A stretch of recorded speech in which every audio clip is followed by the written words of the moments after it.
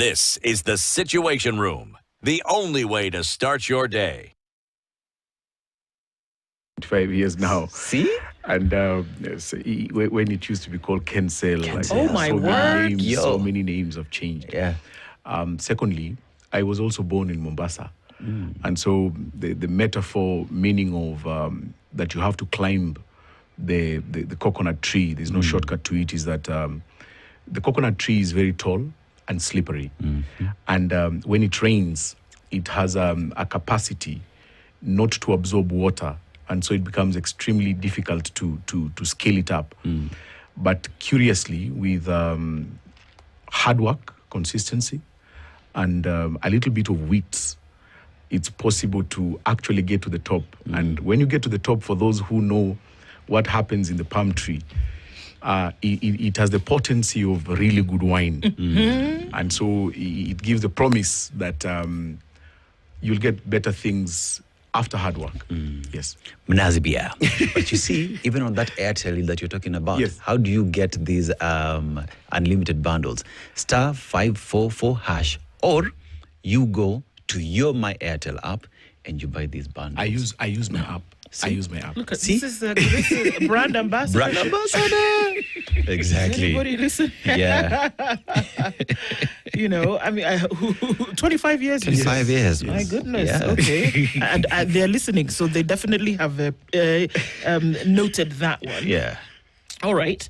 Getting into some of this stuff today, because it's the stuff of the period that Kenya finds itself in at the moment, and probably will be. I mean, 2026 is going to be political pro-max. By the time people come back and say Happy New Year, we're in the campaign season, even before you can get the words Happy New Year out of it, because we've come off a by-election period.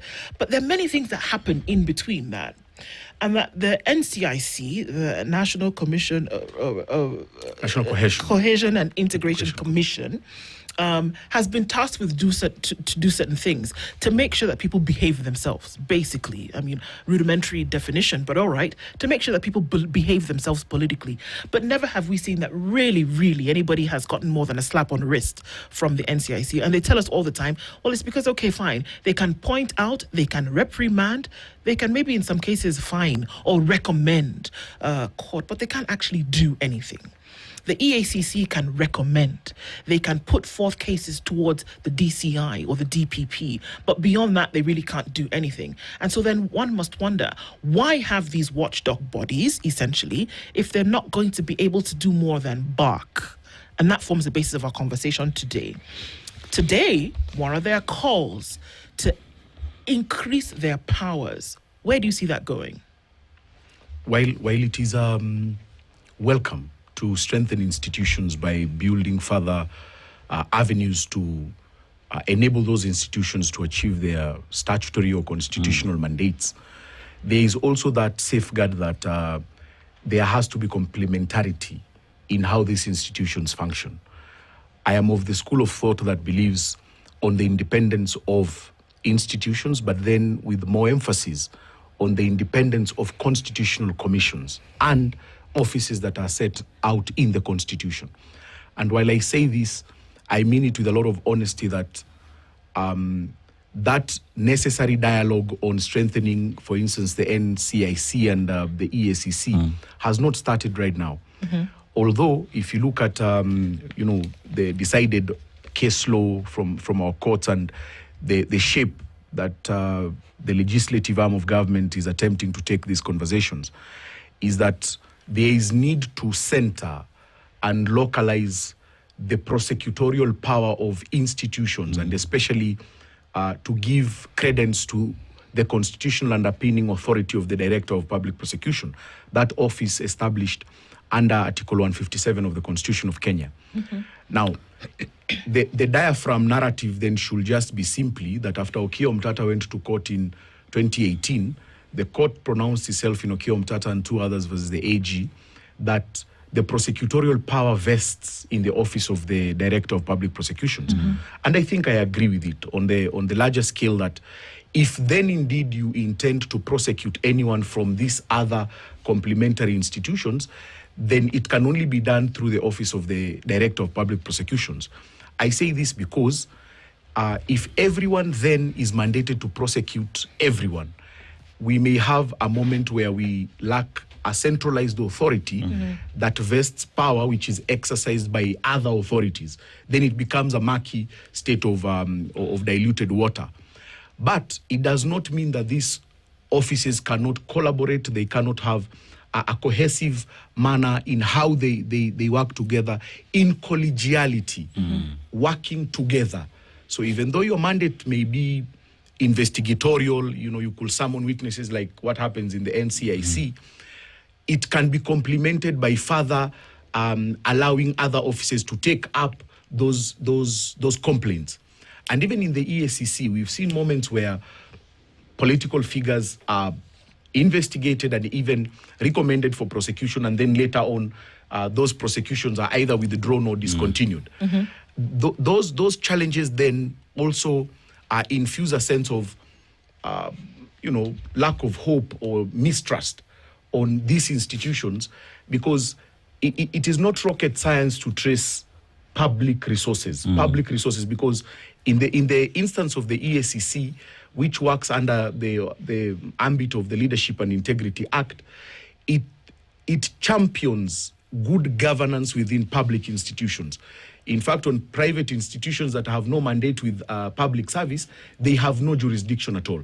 So it is important, as we are emphasizing on the independence of these institutions, to also allow discussions around strengthening their functions and also the possibility of them working together. You see, Wakili, let's take EACC, for example, and the examples that you cited. So here's a question where EACC has investigated, has found a particular individual with a case to answer.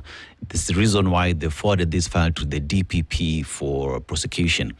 But then you find that the individual, in one way or the other, the case is revoked. And EACC has maintained that we have a strong case. If you allow us to prosecute this because we have investigated, we have followed the trail, we know where this money is, we're able to have a strong case. At that particular point, then does it not make sense to give them power to prosecute because they understand the case better by virtue that they investigated? And even if that's not the case, then how do we bring the ODPP to work together with EACC in prosecuting this matter to conclusion? Because it feels as though they are fighting. That's what Kenyans say. Hawa watu wanapigana. They are not helping us in any way. How do we solve that problem? The DPP actually seconds officers to many government institutions, including the Ethics and Anti-Corruption Commission, including many other government offices that have prosecutorial powers. The aspect is in complementing functions. You could imagine if today the EACC had prosecutorial powers and in the run-up to the general elections, somehow, I don't want to mention names, but somehow they lock the canons on the office of the Director of Public Prosecutions. On one way or another, there have been attempts to water down the office of the Director of Public Prosecutions by introducing the regulations on removal of the Director of Public Prosecutions through the regulations published by the Public Service Commission. In one way or another, if you just complain, a formal complaint, then that means that the suggestion in the draft regulations is that if you complain against the Director of Public Prosecutions, then the DPP, there are grounds for the DPP to step aside. The office of the DPP is not a small office. It is extremely a powerful office that has the constitutional underpinning to investigate grand cases of corruption, and every other case that comes to the purview of the DPP to give a decision whether to charge. Now, if you take these powers and supplement them to other offices to act independently of the office of the Director of Public Prosecutions, then you risk taking away the legitimacy of the Kenyan people by transferring it without their consent, sort of. And so the call is usually to allow the office of the DPP to second officers to go and complement the function of prosecutions in these institutions. It works. It works in KRA, it works in EACC, it works in many other government departments, the anti-narcotics agency, it works in anti-terror, it complements there. So it's all over. But okay, here's a question. So ODPP has seconded its officers to EACC. They've investigated the matter, right? And one would assume that by the time this matter is going back to the office of the DPP, the officer who was seconded has gone through this file and is convinced that it is good for prosecution. What happens that when this same file that has gone through the person who's been seconded by this very office, this file again is thrown out of court? So how do these two officers work together and not seem to be fighting? You know, the power to prosecute, as I am making the emphasis that it hinges on the Office of the Director of Public Prosecutions, is that the Constitution envisages a moment where power cannot go unchecked. So even in the Office of the Director of Public Prosecutions, power cannot go unchecked. Power that is delegated from the Kenyan people has to be exercised in the will that the Kenyan people envisaged it will be exercised. And so even that administrative loop where the office of the DPP refuses to take up a case is an administrative process that can be challenged, because you can challenge it in a court of law. You can challenge it by calling on Parliament to, or rather petitioning Parliament to mandate the DPP to take up these cases, or you can alternatively partner with other institutions like the Law Society of Kenya and civil society spaces where they can take up these private prosecutions of grand cases of corruption or grand cases of, ethnic and racial incitement. So it's not lost that there is a possibility the office of the DPP can refuse to take up a matter on a decision to charge. And sometimes probably for good reasons, but those good reasons are not what we are looking for.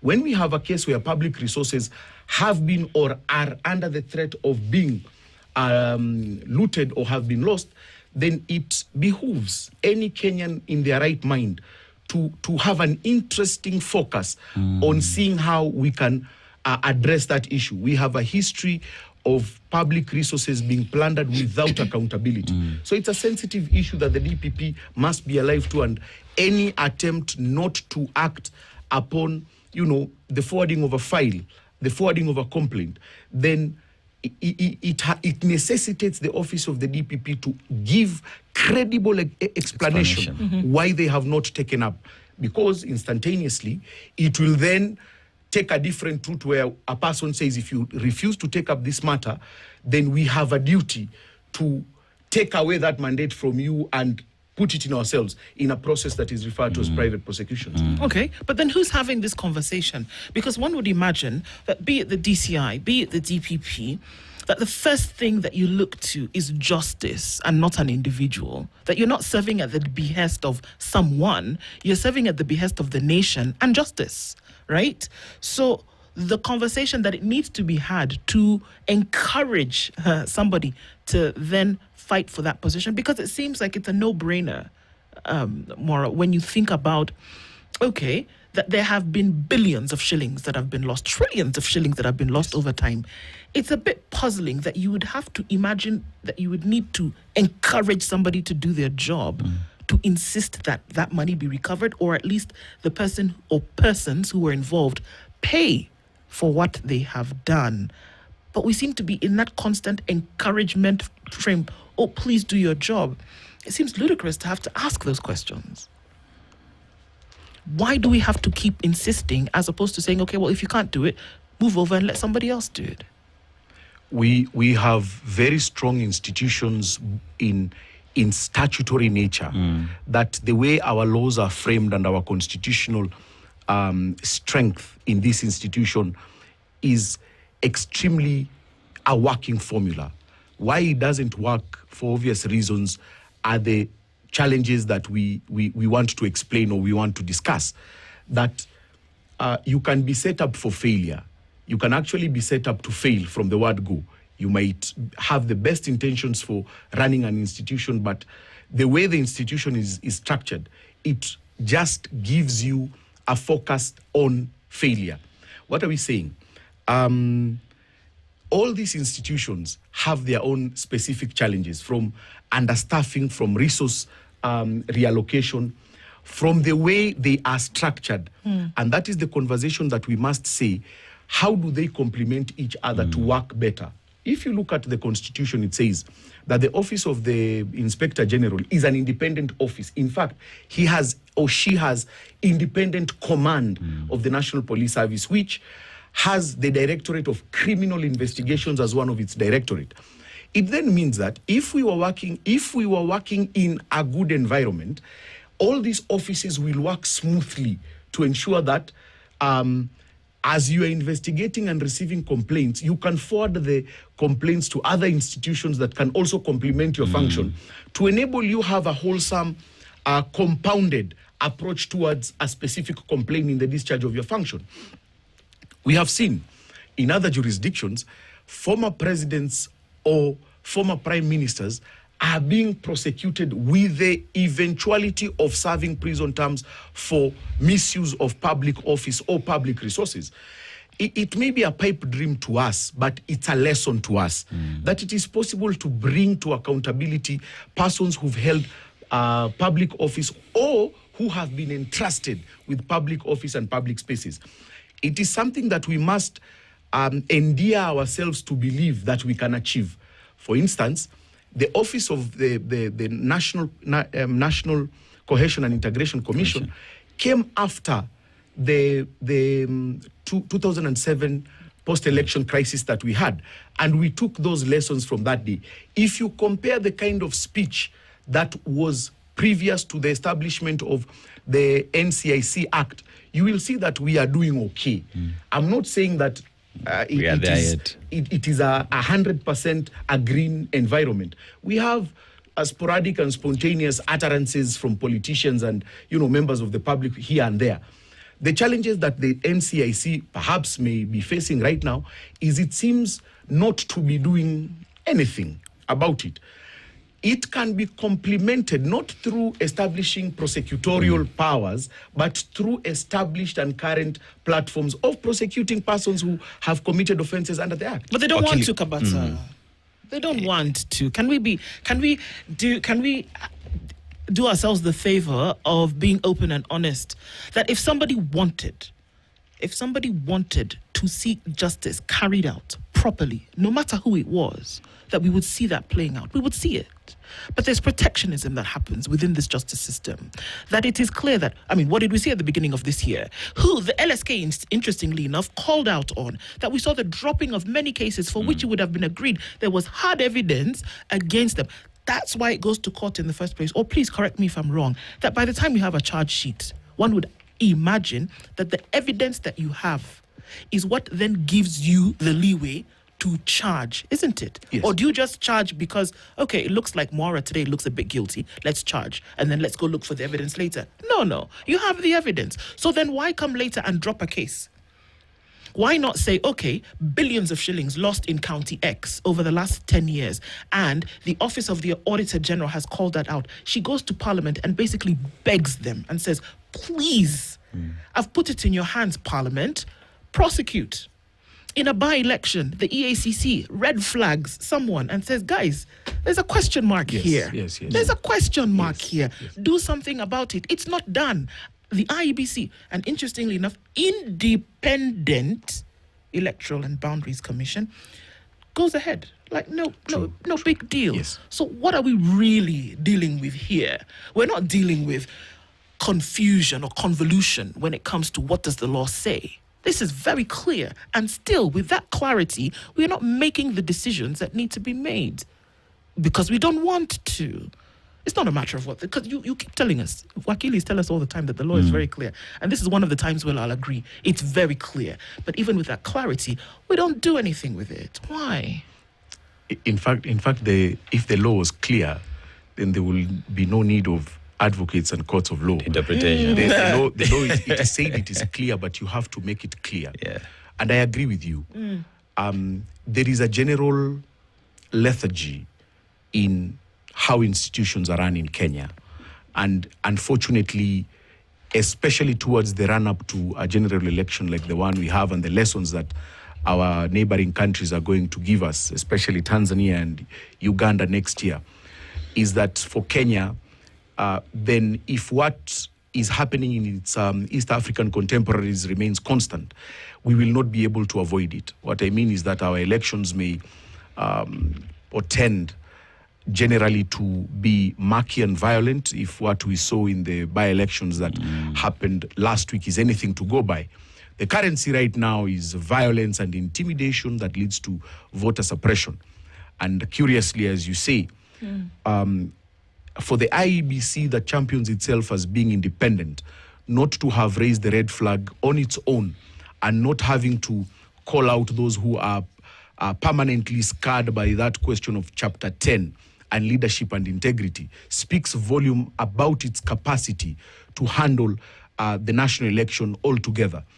And I say this with a lot of sadness in my heart that we have not even ripened into 2 decades of the crisis that we had in 2007 in Kenya. And it will have been interesting and hopeful to note that probably after the lessons we took from 2007, we would have set up institutions that are more credible and more reliable and are stronger to address these issues. Although we left a moment where we allowed suspects of international crimes, and I don't want to go there, to contest for public office. That's another discussion that we can have. But it goes to explain our challenges as a nation, our national conscience, our ethical value, our values for our leadership. In Kenya, it's a no-brainer that those who are bedeviled with a crisis of public trust usually somehow get themselves into those public offices, and you expect a different result. I mean, it's the highest sense of ludicrous to attempt to think that you'll get a different results from doing the same thing over and over again. You see, Wakili, there is that article in the Constitution that says everyone is innocent until proven guilty. And perhaps that is one that many ride on. Because you'd find that every other time someone has been convicted, right, has appealed a case, but this is someone who was found guilty, still goes back, IEBC clears, and this person runs. The same case is what one would say happened in the recent by-election. This individual has a case, but they have not been charged, they have not served time. Therefore, the Katiba says you are innocent until proven guilty.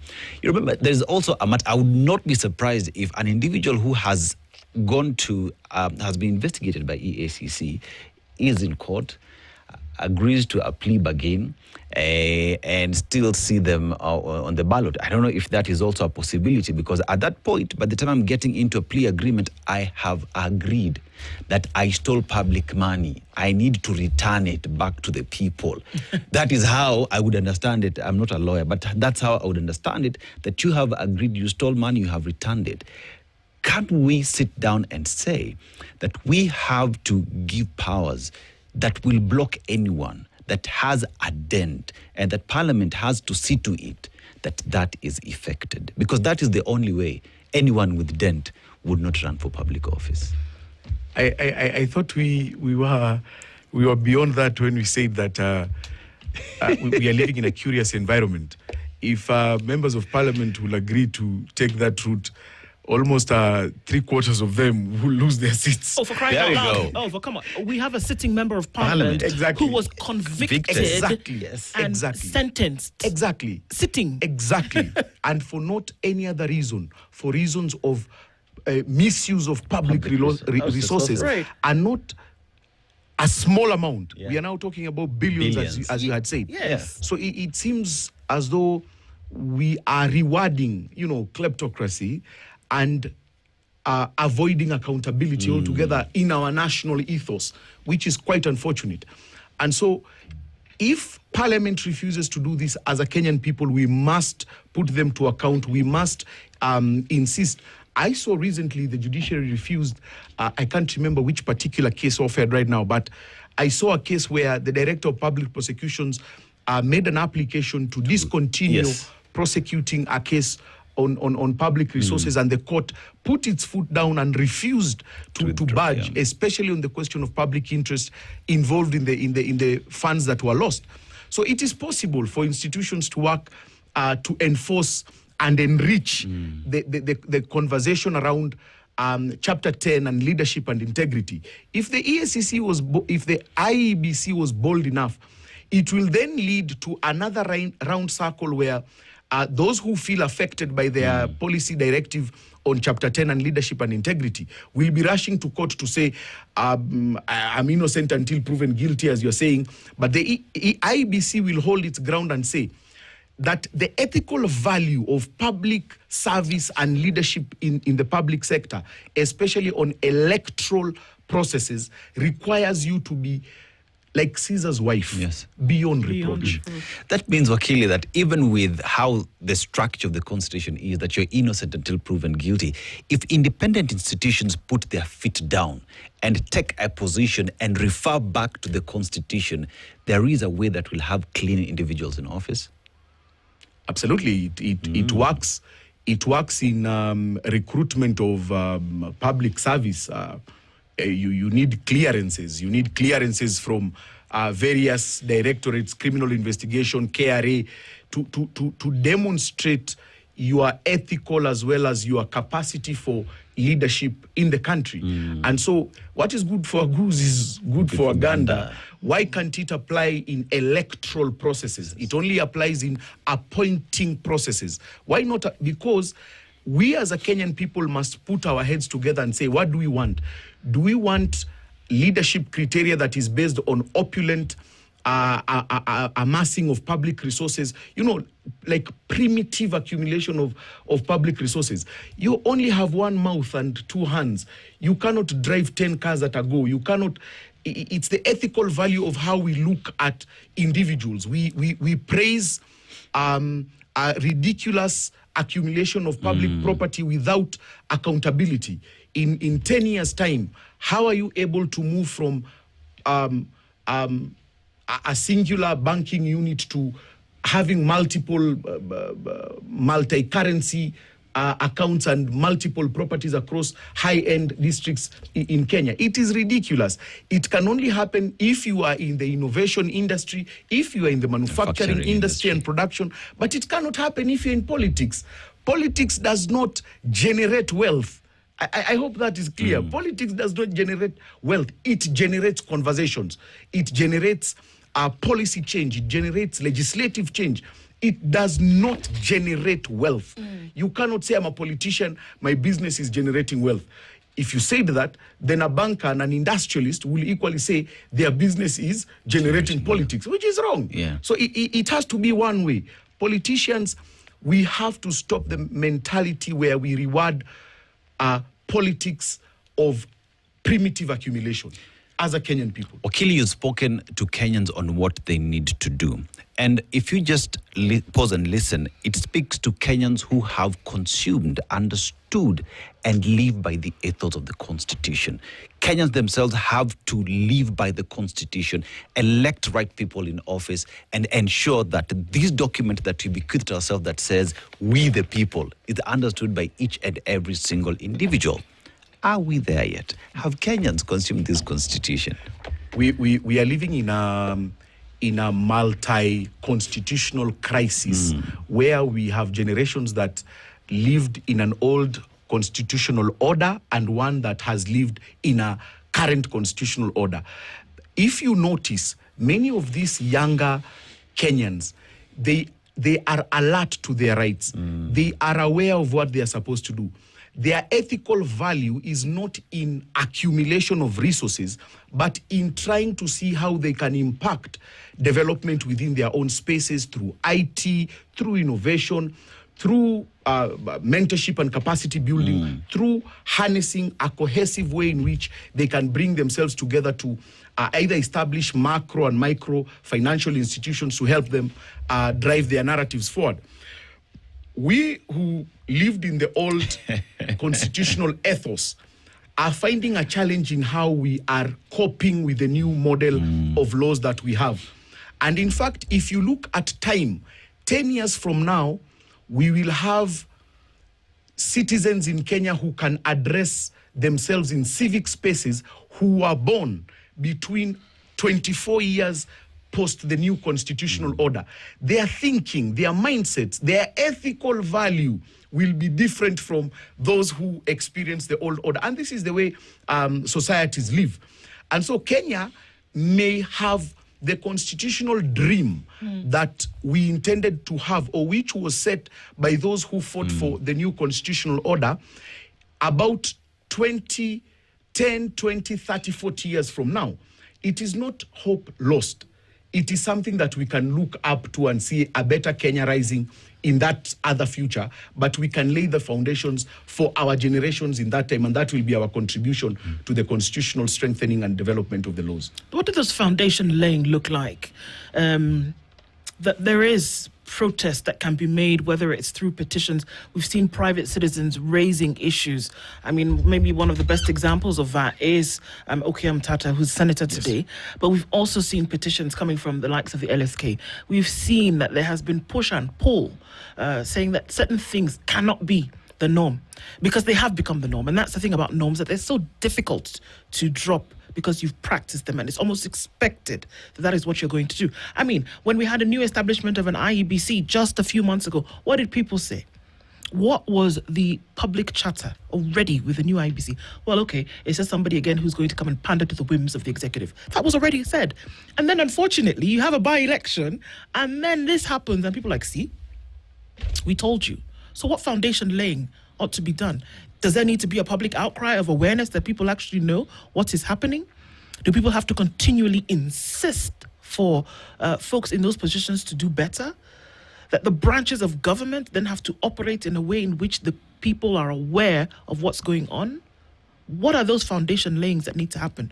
Because we can talk, Maura, we can bring it out in discourse, which is extremely important in this path. But the brick and mortar is fundamental here as well. But what needs to happen? There is a constitution, for crying out loud. There's a constitution. But it's clear that there seems to be a pain point when following the constitution then is called on. We are having that conversation right now, strengthening institutions, Right. complementing institutions, allowing them to work independently but interdependent of each other. Taking a moment to also sensitize the public on how we can make institutions accountable. We must not live in despondency and say that it is all doom and gloom. We have our share in how we can help to strengthen these institutions. Possibly we've seen instances where institutions are weaponized to deal with political dissent. A person who was just the other day rallying in support of a political party, and a political figure is now being hounded by the Kenya Revenue Authority on tax evasion issues. I can give you examples until Timbuktu.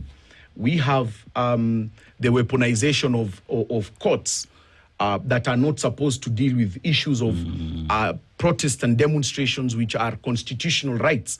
They are being now weaponized to fit into terrorism charges.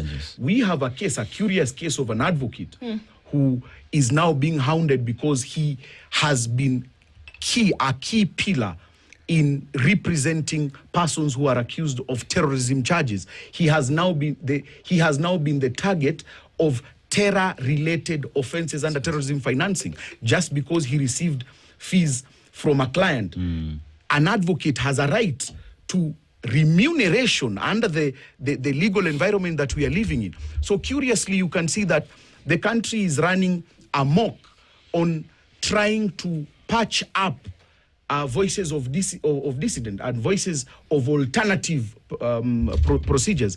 What I am saying is we can assist institutions, and especially from where I come from, institutions like the Law Society of Kenya, institutions like Katiba, institutions that have done it before. Okiya Mtata has done it, and it is not lost that there is a need to make institutions accountable. We cannot just run away and say that since it is your duty, it does not affect us. We are living in the same ecosystem, and we have a constitutional duty as Kenyans to defend the constitution when it is under threat.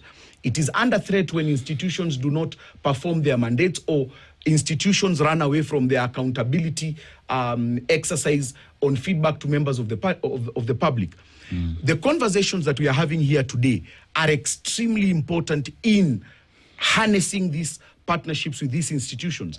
If the IEBC is intentional on serving Kenyans a 2027 election that is not only credible, but is one that can be verified, there are lines that have been set up on how elections should be done from petitions that have been filed by Right Honorable Raila Amolo Odinga, God rest his soul.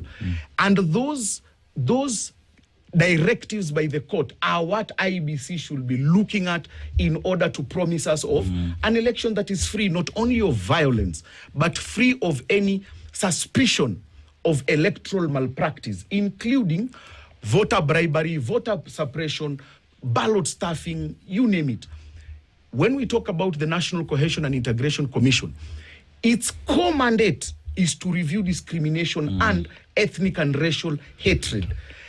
It is, even a child can sense when you are profiling me racially or you are profiling me ethnically. Yes. There are terminologies that are used. When IBC ran away and took up, there was a phrase in the run-up to the 2022 elections, Hatupangwingwi, and there was even a song, Hatupangwingwi. I mean, there is more it can bite and chew except narrowing its focus on things that don't matter.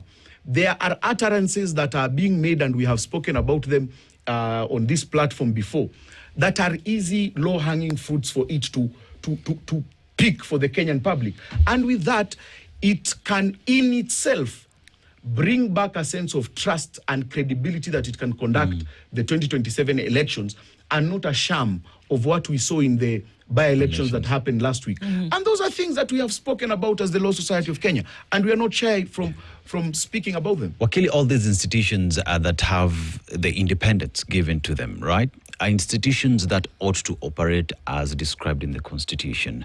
When we talk about the National Assembly being independent, they are independent. You talk about the Inspector General independent, ODPP, all these offices. But when someone decides not to operate as per the powers given to them by the supreme law of the land, the Constitution, one would say it is because they have allowed themselves to be used. They have ceded the independence that they have been given by the laws of the country. And at that point, perhaps, it's about time that as a people, as a citizenry, we went forward and said, because there is the independence that you enjoy under the Constitution, and you have decided to let go of that independence, then you are not fit to hold that office. Please leave. Someone else who wants to work should work. Perhaps that's how we should look at it. In fact, our Constitution is very clear on, I'm saying the law is not clear, but the Constitution is clear. It's clear. In Article 75 on how public offices and officers should be run. The ethical value underpinning holding of public offices, that you have to have integrity, respect for the law. You must act in public interest, in the interest of the public. There was a conversation in the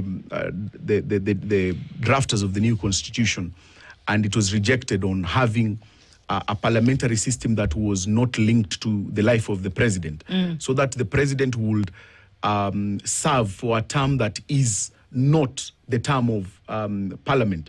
This will be curious because even though we have independent offices and parliament is deemed to be independent, it has a lot of political characteristics that denote a sense of sycophancy with the executive. And if the presidency can be attached to a larger voting bloc in parliament, then the truth is parliament is not necessarily independent of the executive. If you can have a moment where parliament, the life of parliament and the life of the presidency are not synced, meaning that the electoral cycle happens for the president at a different time when parliament has its own elections, then it means a bit of sanity in terms of independent thinking or of policy and legislative change in parliament will happen. But if the life of parliament is synced to the life of the presidency, and you want to say that parliament is independent, for you and me, we were here when the Finance Bill 2024 was unanimously passed, and only ODM and affiliated parties did not support the 2024 bill. And then when ODM joined the government in it's called a broad-based government platform, they shifted in a night your principal thinking. They shifted and supported the government in the finance bill proposals. So I'm trying to show you how we can work to strengthen even institutions such as parliament by legislative change in how the life of the presidency and the life of parliament work, to see that you actually have a parliament that speaks on behalf of the people, for the people, and work for the people of Kenya. Okay, so when we look at citizen-centered governance, which is one thing that a democratic space calls for by definition, and it seems that at every turn that the voice of the people, which should be the voice, is silenced for fear. You've just mentioned a case where a lawyer is being held because he has represented folks who have been charged with terrorism. People have been killed, kidnapped, abducted because they spoke up. And these are the tenets upon which constitutionally the country is formed. So when we see, and which brings us to the premise of our conversation, where we look at bodies like the NCIC, which should speak out about some, politicians get away with saying some ludicrous things that would lead to other action. The EACC there are people serving in this government who are doing so, who have gone to campaign against the recommendations of the EACC in 2022, in 2021, but all they can do is recommend. The Auditor General, again, talks about money missing in the billions, but all she can do is say, here's my report. It seems to all circle back again to this branch of government that is not able or willing to then do something about it. So if the people's voice is put out, and we can do this, we can have the discourse, at some point there needs to be a coalescing around an idea against something that then breaks the camel's back and says, this is the direction in which we are moving. Are we getting closer to that? Earlier this morning, someone said, you need to pack Parliament with folks who are educated and willing to do the job. So are we all bringing it back to the vote? And if so, if the referee of the vote already is proceeding over shambolic elections, how do we get through? The silencing of the public voice is not possible in the environment that we're living in. This is something that we witnessed evidently in 2024. If Parliament refuses to act on its mandate to protect the Kenyan people will go to Parliament to demand it themselves. They did it, and I can assure you, post-2024, June, July, Parliament is not the same as it was. And so the Kenyan people have demonstrated that power which is denoted can be taken back.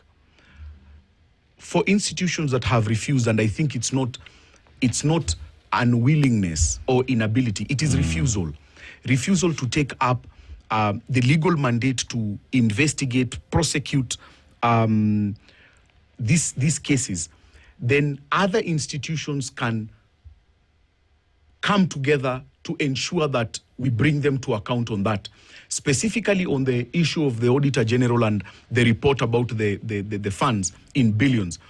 If the Office of the Director of Public Prosecutions does not take it up, many other institutions like the Law Society of Kenya have called upon the Office of the Director of Public Prosecutions to either quit office or, shape up or ship out. Because we are not asking for a service, we are demanding.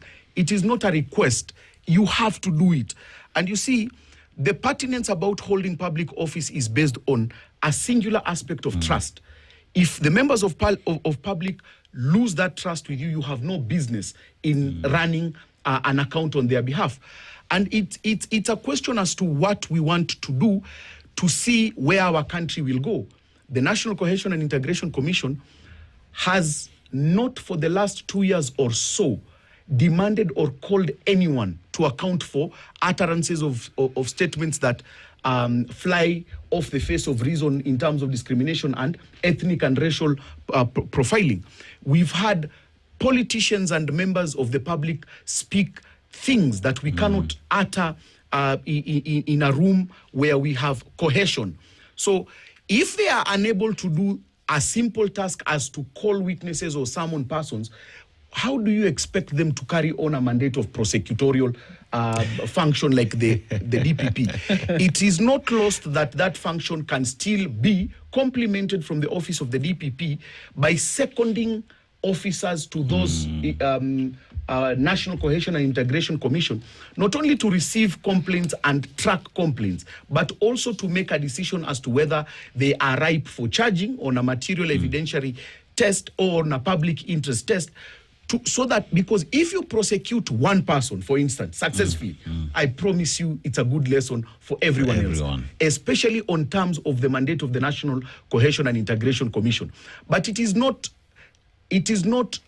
a function that is lacking in prosecution. It is not a prosecutorial failure, because that can be performed by some. Even a member of the public can report to the DPP and write a correspondence with the DPP, and the DPP, in that perfect environment, ought to write to the National Cohesion and Integration Commission to request for complementarity for purposes of opening up investigations to prosecute those kind of actions that are under the ambit of the National Cohesion and Integration Act. Wakili, despite where we find ourselves today as Kenya, my prosecutions and everything else, the constitutionalism, hope is not lost. That we as the people of Kenya today can still do right by ourselves by putting in office the right people, that we can equally demand that action is given where it's needed, and that all we need to do is just be pragmatic, understand the constitution, the powers given to us, and insist that institutions given the powers to do their job, do it. Do their job. This country will only be saved by younger people. They know their future is longer. They know what is at stake.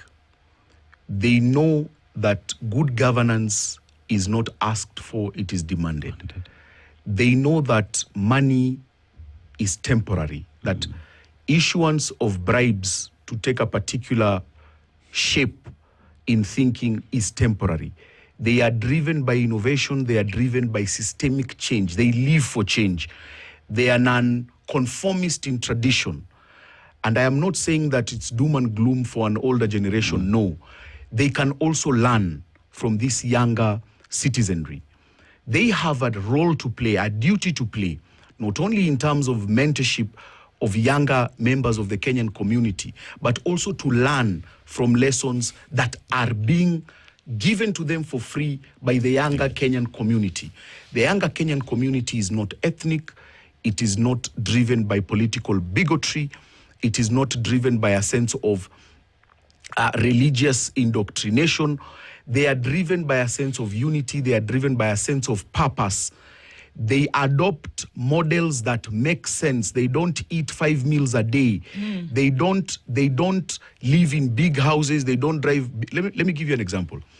I have an interesting case in the place I work where two ladies drive these small scooters. And so one time in a lift, I asked this lady, I know the reason you have a scooter, but could you tell me your experience? And she told me, not only is it fuel efficient, but I sold my car because I couldn't find parking. And I said, that was the reason. And she said, yes. And I quickly noted my personal problems, that I actually have a car which sometimes I don't know where to park. And I have to buy a ticket in town to park in, wherever and wherever. But for her, she can sneak it in anywhere. And so the efficiency of how the young people want to live is something that gives me the promise of a better Kenya, because they do not want grand accumulation of property. They want a Kenya that they can live in, a Kenya that is decent, a Kenya that is futuristic, to promise them that their future will not be doom and gloom, but something that is a working formula for their generation. And I think it will work out really well. It will, with that. I mean, that's clear. You know, we started off, I was already feeling the doom and gloom. No. But then with that, Yeah. we can see that there is something. You can keep putting one foot in front of the other, and you can imagine if 55 million feet are moving together.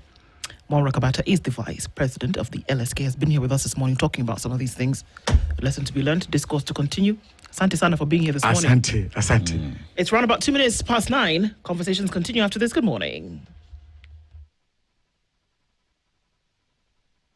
This is the Situation Room, the only way to start your day.